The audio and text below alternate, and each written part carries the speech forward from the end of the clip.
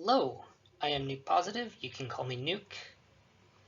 This video is being made as a response to the problem with the USA's borders from Alice Pro. It's a very good video. The link is in the description. I recommend that you go watch it before checking out this one because he has some very excellent things to say. This is not exactly a critique of his video. I do introduce some new ideas, and I come out with a roughly similar conclusion to him, but I think I have some extra things to say about it. So, to start off, what is the problem with the USA's state borders anyway? It looks fine, right? All the states are roughly similar size. But if we get into it, we're going to see a few problems emerge. Number one, population. Okay.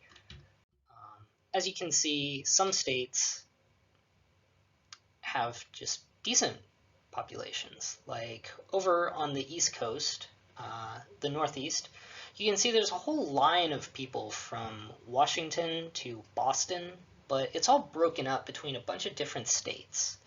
Okay, so they can all govern each other, govern themselves pretty efficiently. Whereas you take a look at Texas and California, and you have these cities that are just very widely spread out. There's not much connecting them, really. It's just very big, okay? And on the other hand, over in the Great Plains, there are these areas that have virtually no people, but it's occupied by like 6 or 7 states. So that's population. And that's kind of similar to the political problem, okay, where big states are a problem, but at the same time, small states are a problem too.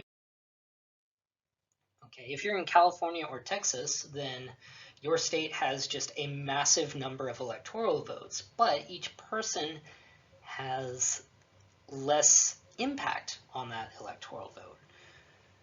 Okay, so if you're a citizen of Wyoming on the far right of this chart, then it only takes 200,000 of you to determine an electoral vote, whereas in California it takes over 600,000 people agreeing on the same thing to determine an electoral vote. Basically, a Wyoming voter is 3 times as powerful as a California voter, or a Texas voter for that matter. Okay, and so this really does not bode well for equal representation. And it's not just about electoral votes, okay? If you're in a really big, diverse, like politically diverse state, then,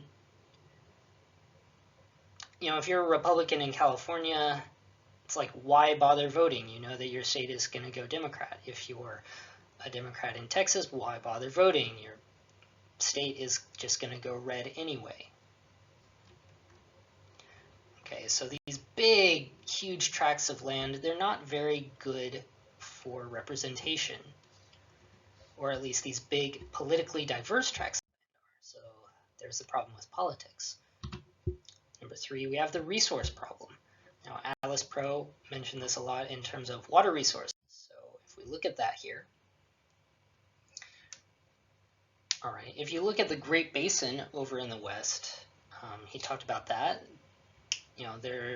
It's very water starved, okay? It doesn't lead out to any ocean. It goes to the Salt Lake, and there's just very little rain overall.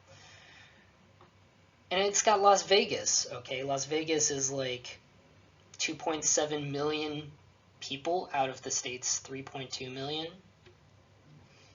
So when it comes to voting, Las Vegas pretty much gets to dictate what happens in the entire rest of the state. And so you have these huge amounts of land that are so water-starved, okay? Droughts over in Nevada. Missouri has the opposite problem, where you have lots of different states the Missouri watershed has this problem where you have lots of different states that have all these varying policies, or uniformly bad policies, where we had the Dust Bowl 100 years ago. We're on track toward getting a second Dust Bowl because of the way farming practices have been over there. California is also having droughts and water shortages of their own. So there's the resource problem. Okay, maybe we can better redraw states to manage our resources. Fourth, we have the poverty problem. Okay, let's take a look at where poverty is in the United States. As you can see, there are some areas that have very low poverty and other areas that have very high poverty. And just taking a look at this, I can pretty clearly see what the causes of poverty are. So let me show you what's going on here. This is a map showing the American Indian population. So you can just notice wherever the blue is, there's a lot of American Indians, and there's also a lot of poverty going on there. It's not rocket science. So it's not just American Indians, of course. Okay, if you're black, you also have a big problem with poverty. Okay, especially in the Mississippi Delta, the Deep South, and like all those parts where water is going to the ocean, or it used to meet the ocean, or where the coast used to be millions of years ago, or so on.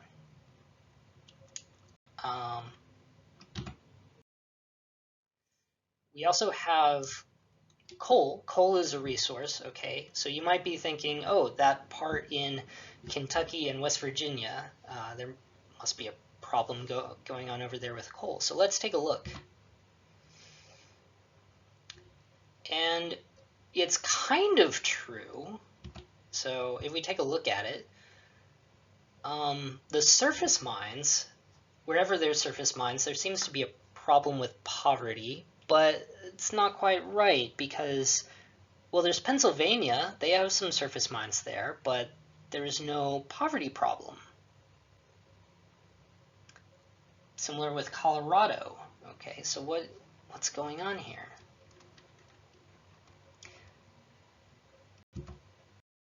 Well, it's kind of true that your state does matter, all right? Oh, yes.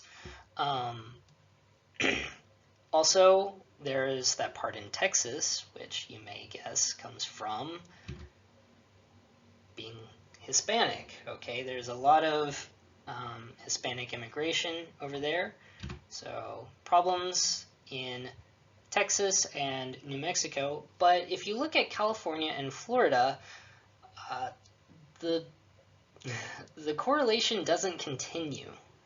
Okay, there are some very high Hispanic parts of those states, but they're not high poverty. So it's starting to look like your state does matter in terms of poverty.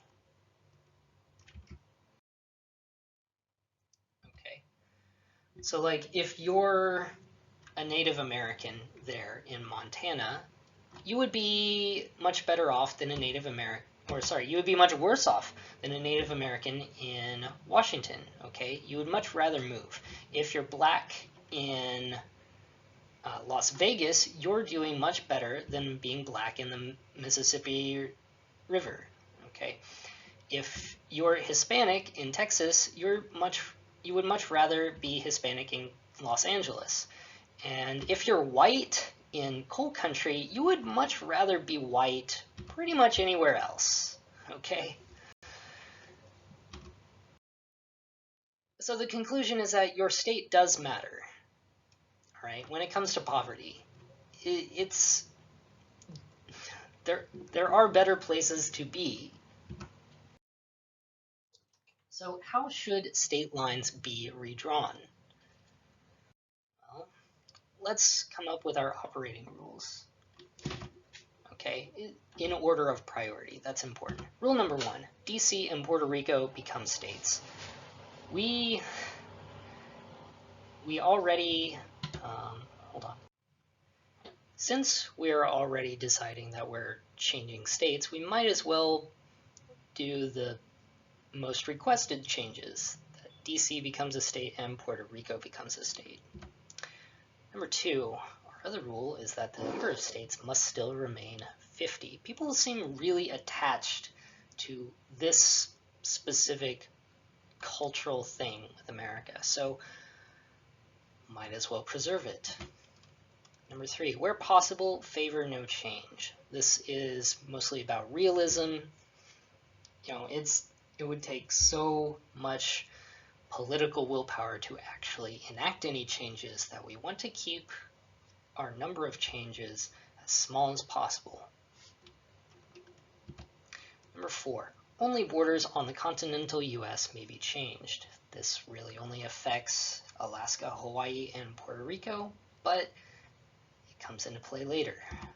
Number 5, when a change is made, favor using existing state and county borders instead of drawing new lines.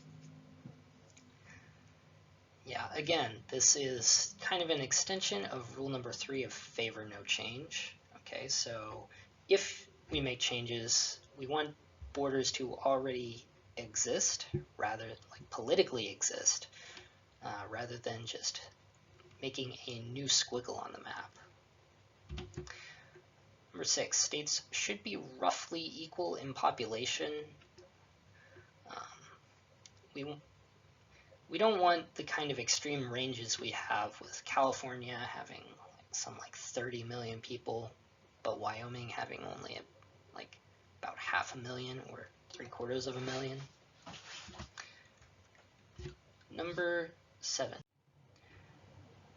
7. Draw borders such that people can get the political representation they want. Okay, this is, okay, it's a kind of gerrymandering in a way. Every redrawing of borders is going to be a sort of political gerrymandering, okay? But I think operating on this principle is like gerrymandering that's justified, okay? If you have a clearly blue area and a clearly red area, then each of those states can at least have representation that it likes, okay, instead of being a fuddled purple mess. Number 8, there must be something unifying a state, such as politics, history, economy, resources, demographics, etc. For most states, this is just going to be history, okay? The borders have been that way before, so they're going to just stay that way now. Politics, you know, a shared preference for Democrats or for Republicans. Economy, so that's similar to the resources. Okay, we're going to get into that more later. 9. Changes should be realistically achievable. I think that's going to stretch it, but we'll see. So after going at it for a while, this is what I came up with. You can see it looks mostly familiar. The biggest change is that big yellow blob in the middle, with a few more changes in the Pacific Northwest and in the periphery. So let's take a look at each of these. All right.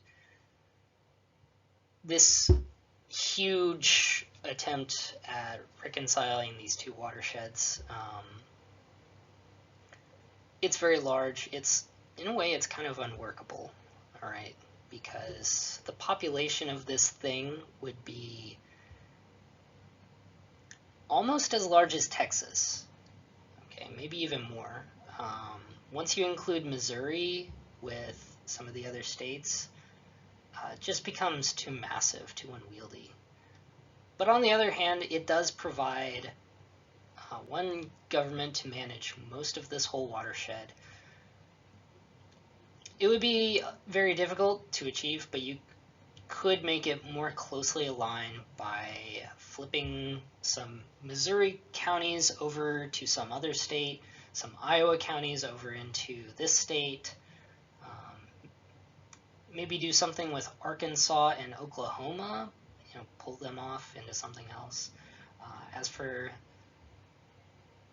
Colorado, that's what you see there is like some of it is part of that watershed, but it's also the most democratic part of the state, so it really removes the political identity to cut off that part of the watershed. I did make a few new lines pulling that line down vertical there, cutting through some counties, but most of that line already existed. So if we're making a sweeping change like this, changing around some counties might be pretty reasonable. Next, we've got the Pacific Northwest. Okay, so this is a shared watershed, but it's mostly Republican. All right, you can see there's this different political identity over in the West, in this blue area here, right, where you have the Democrats. There are a few more counties that could be lumped into it. This border just looks so beautiful, though, with the way it's all squiggly, It looks like a real natural border, unlike a lot of the other things that we see in the U.S. So, there we go. Next.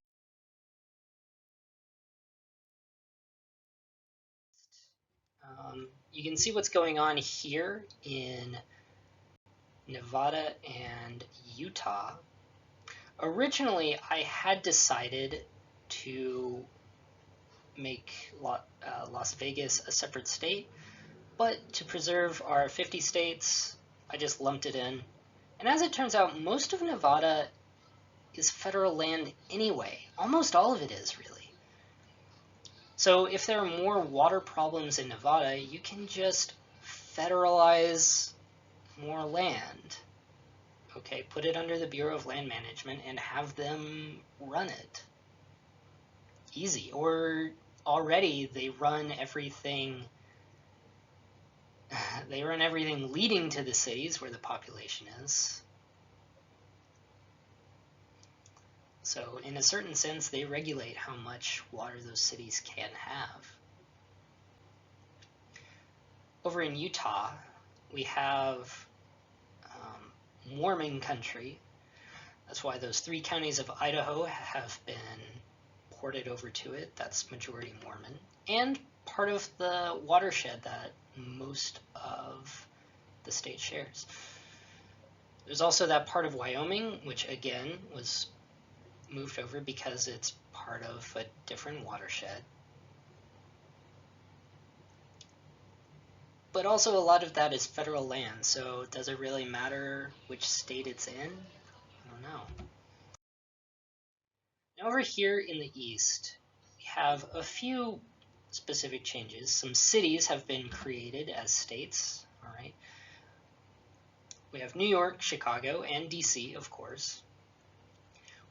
When we talk about making new states, it does make sense for New York and Chicago to be their own states, all right? They're, like in China, Beijing and Shanghai are separate states, or separate provinces, as they would say. They're just so big, it makes sense, okay? Like 3% of Americans live in New York City. It would be a very small state in terms of land, but it completely makes sense. It's politically distinct, it's culturally distinct. The Chicago one is so wide just because I went with the shared political identity. Those are the counties that went blue in the most recent election. As for DC, repeatedly they've tried to become incorporated into either Maryland or Virginia, but neither one wants it, unfortunately. Which is real sad because Maryland already has Baltimore. I mean, why wouldn't it take something else that's also so difficult? But no, it's just its own state here. And this kind of gives us a problem with population. Okay, DC has a population about similar to Wyoming. So we're already running into problems that way. I have also unified Kentucky and West Virginia in this map. Just putting coal country together, there's the shared resource for them to work out. Maybe this can do something about the poverty in that area, but probably not. Next, we're messing with Texas. This is exactly the same breakup that 538 did in their analysis. Overall, it doesn't actually change politics on the national scale.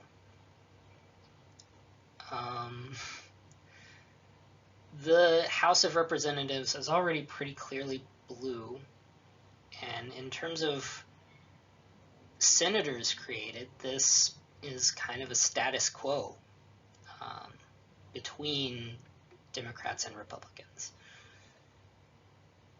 This is also legal, by the way. When Texas was introduced into the Union, they were given the right to cede off 4 additional states that could then be admitted into the Union. So yeah, this is something that could happen. I think a 3 or 4 Texas solution is better than a 5 Texas solution like this. But again, it's pretty hard to work through exactly how that should be. You know, Plains land is the thing, the gray one, the Plains land, should be absorbed into other areas just because it would be such a small population. But what would it be absorbed into? It's one of the most conservative parts of the country, and it would just do problems with the bluer parts of the state. Then we have California. Okay, oops. Got a dangling arrow there. So this California is a modification of the 3 Californias that was actually on the ballot. Okay, it was Prop 9.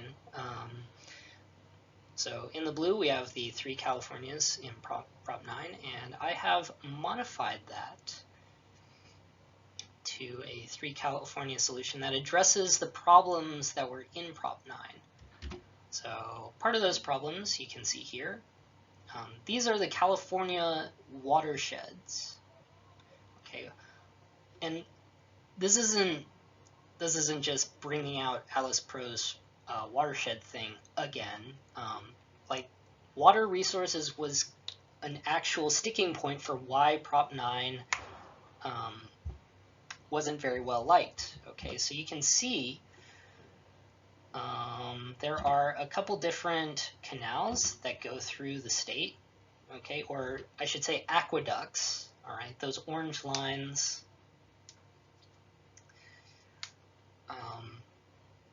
Yeah, you can just see that it would cause problems because we have water, like if you're looking at the right-hand California, the right-hand 3 Californias, you see there's water that goes from the bright blue into the dark blue, and other waterworks that go across, one to the other, and it's just horrible having to make 3 states manage these problems instead of 1.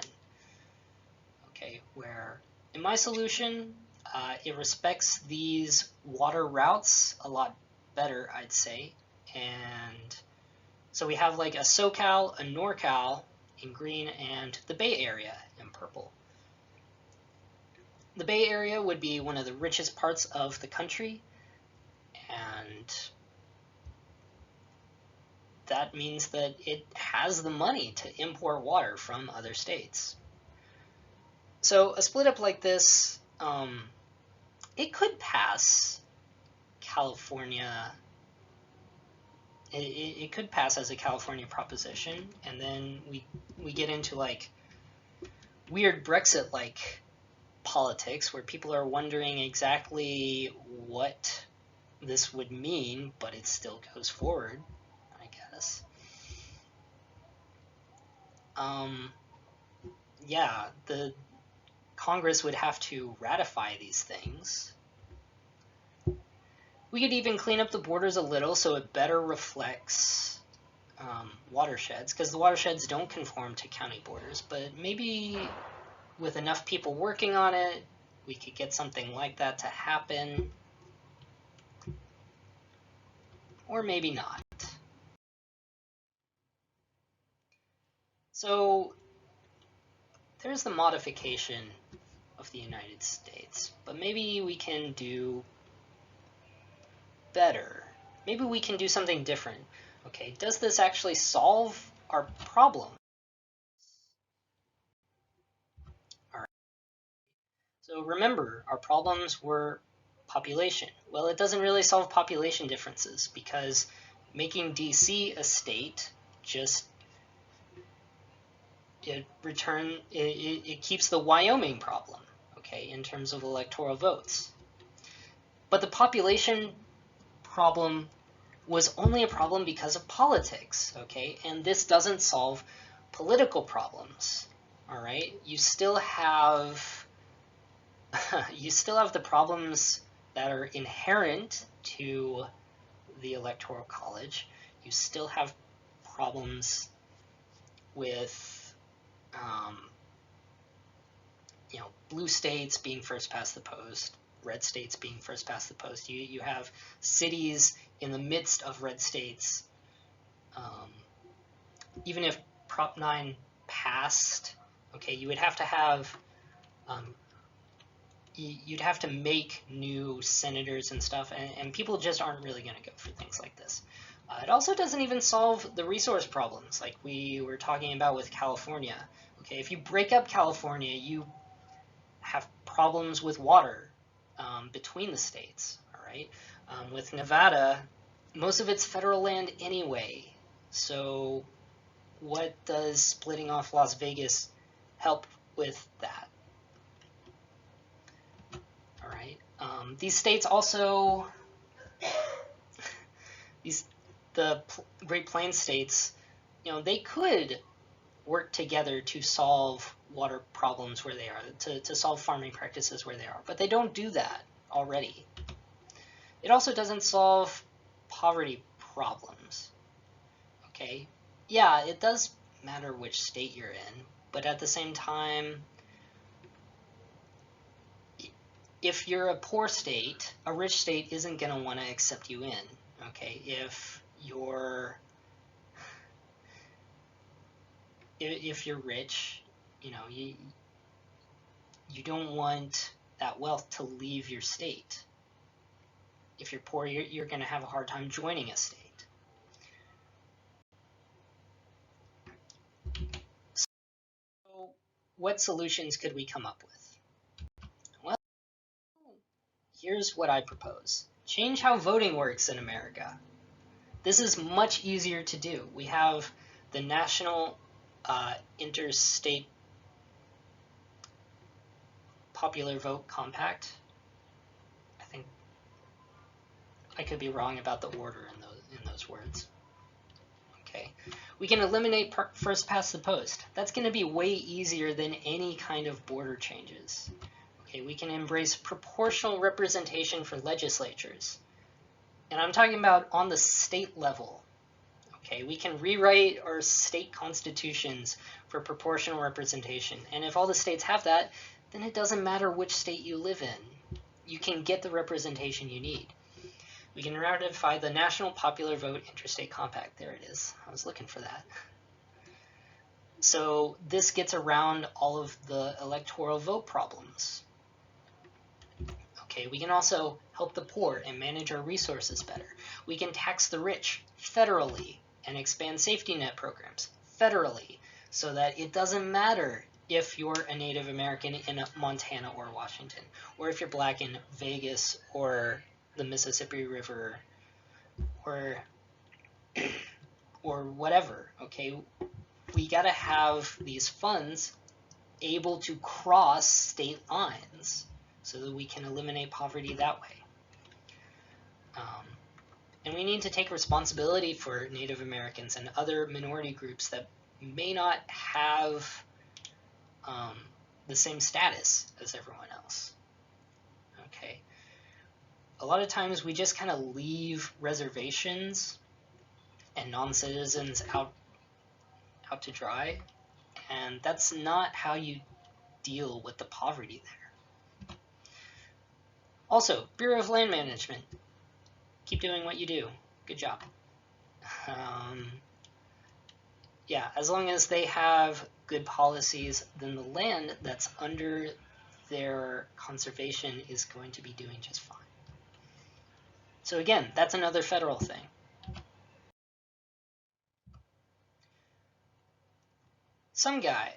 Someone once said, all politics are local. Are they though?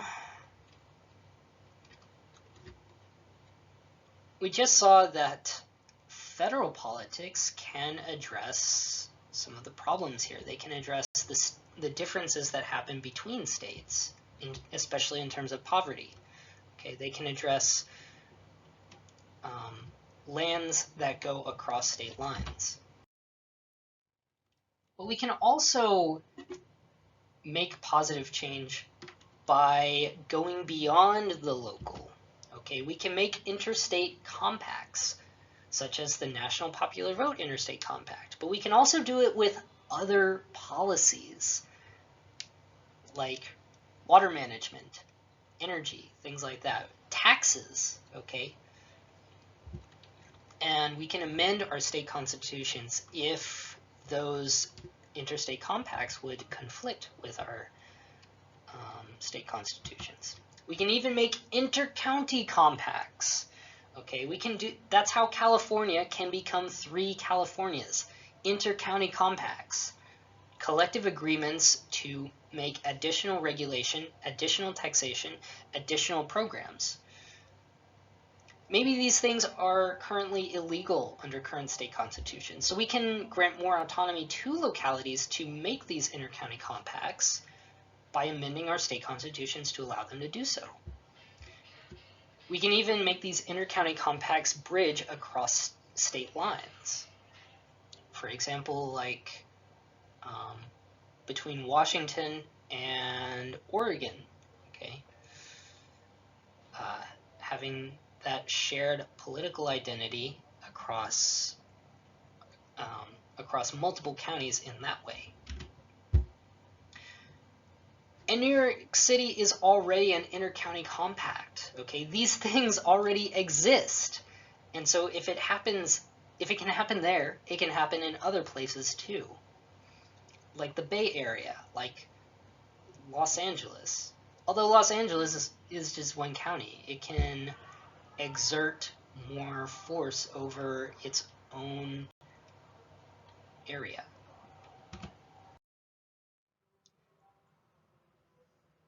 I hope you liked that video. If you did, then like the video and comment and subscribe.